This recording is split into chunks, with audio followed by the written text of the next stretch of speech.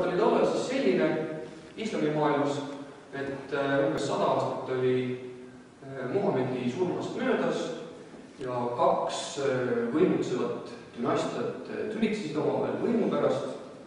Kumbki neist üritas oma kalifaati moodustada, millega siis kogu tollast islamimaailma valitseda. Ja üks nendest saavutas tolleks momendiks võidu teise dünastia üle ning kuigi tollal oli võimukeskus Damaskuses, siis see Damaskuse linn oli selle kaotajaks jäänud dünastia võimukeskus ja nii otsustas võitnud dünastia lõhkuda natuke teise kohta ja asutada täiesti uue linna. Linn asutati ühe väikese küla koha peale, aga mis selgus oli see, et linna asutamiskoht oli ülimalt hea valitud. Ta asus laevatatavate veeteede läheduses, seal oli aktiivse liiklusega karavaniteed ja ümberringi olid väga viljakad maad, kus oli võimalik põldu harida, mis väga head saaki andsid. Ning tulemus oli see, et kui nüüd aastal 762 see linna asutati, siis selle sama sajandi lõpuks oli tegemist maailma kõige suurema rahvaarvuga linnaga. Tollal ametlikuks nimeks sai ta Madina al-Salam, mis tähendab rahulinn, aga rahvas kutsus teda teise nimega ja ka meie teame seda teise nimega. Tõlkes tähendab see Jumal andis selle, ehk siis Jumal andis selle maal ja tema pärsiakeelne nimi on Bagdad.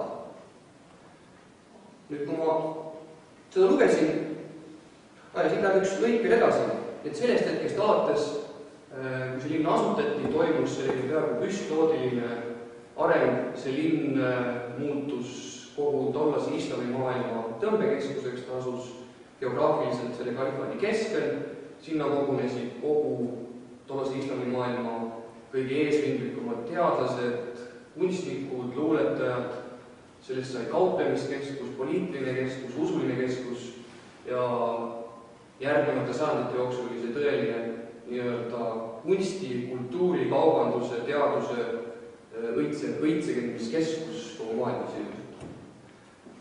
Ja kui ma nüüd selle sündmuse siin oli läbi lugenud, siis mulle järsku meenusid kaadrid aastast 2003, kui teleuudistes näidati, kui võidukad USA väärtülitlust Bagdadi vallutanud ja kuidas siis toimus üleüldine marotöörlus ja mitte ei toimunud marotöörlus ainult, valitsusasutuste, võib-olla ka poodide, mingisuguste meelelahutuskeskuste kallal, vaid toimus ka sisuliselt täiesti tühjaks varastamine, Bagdadi muuseumi tühjaks varastamine. Ehk siis 1200 aasta jooksul oli kogutud korvamatuid ainulaadseid kultuuriväärtusi ja siis, kui saabus võõrvallutaja ja oli lahingu võitnud, seisis, sügas kukalt, lajutas käsi, kihitas õlgu ja vaatas, kuidas päevade viisi peaoksest tassiti minema.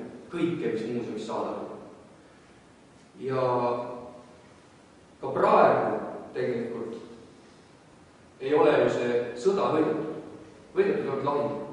Ja seoses sellega, kui mul meenusid need kaadrid nendest teleuudistest, tuli mul uuesti meelde see, miks see sõda senimaani võitmata ja ei ole kindel, et seda on võimalik võita.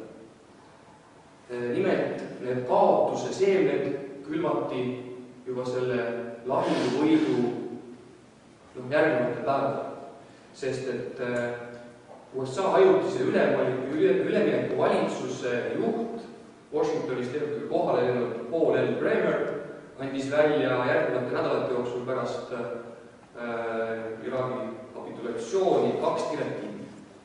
Esimene direktiiv oli oma sisult selline, millega keelustati seni ametlik ainupartei partei keelustamine ja kõikide selle liikmete keeld edasi jätkata oma tööpostil.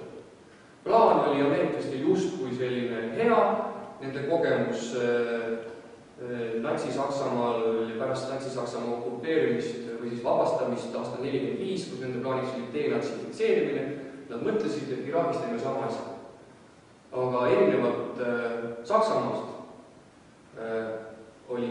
Iraagis siiski selline, ütleme, tuliste Saddam Husseini pooldajate hulk väga väike ja nii nagu me teame oma nõukogudeaegsest kogemusest, võib-olla või mäletame, mis meil õpid ajaloost, siis selleks, et vähegi ühiskorras kuskil jõuda, no ütleme, oli võimalik ka ilma parteis olemata, aga enamjaolt parteis olles oli eneseteostus palju lihtsam. Ja Iraagis paatparteis olid peaaegu kõik valitsusametnikud, kui sa ei saanud haiglas isegi osakonna juhatajaks, kui sa ei olnud parteis, sa ei saanud ülikoolis olla õppejõud, kui sa ei olnud parteis, sa ei saanud olla insenerijuhtiga koha peal teadlane, ehk siis selle ühe direktiiviga sisuliselt lagundati kogu olemasolev infrastruktuur, sest et arstid ei saanud tööle minna, teadlased ei saanud tööle minna, insenerid ei saanud tööle minna, kõik need inimesed, kes vähegi teadsid, kuidas need asjad riigis käivad, kuidas saab nüüd elu edasi hakata ehitama. Nendel oli enda ukse peal GD-st GD-l ei tule, nad töötate paatparteis. Ja uusi inimesi oli kuskilt võtta. Sellega oli infrastruktuur kohe lagundatud ja see oli esimene direktiiv. Direktiiv number 2 oli see, et saadeti laiali Iraagi regulaarne sõjavägi. Tollel momendil kuni selle teise direktiivi väljaandmisele ajutise ülemineku valitsuse poolt oli 500 000 regulaararmee meest koos nende kindralitega ootel, et mis nüüd saab. Kus enam võimul ei ole, Ameerika või ütleme liitlasväed on sees, nad olid kõik valmis nii-öelda osalema Iraagi riigi ülesehitusel, korra tagamisel ja nii edasi, aga selle asemel ametlikult kuulutati, et Iraagi armee on laiali saadetud ja mis nüüd juhtus? 500 000 meest, kellel oli sõjaväeline välja, kellel oli kodus kalašnikov, kellel oli perekond, kes ootasid leiba laua, kellel oli mitte mingit sissetulekut. Olidki lihtsalt nii, et täna teid ei ole vaja. Ja mida paljud nendest teevad? Nad teevad seda senimaani. Kui pere vajab toitmist, väljarad on olemas, varustus on olemas ja keegi pakub sulle $500 selleks, et pane kuskile miintee ja võtta videosse, siis tihtipeale ei olegi muud valikut. Ja kas see sõda on võidetav või mitte, ma ei oska öelda, lahing võideti, sõda kaotati.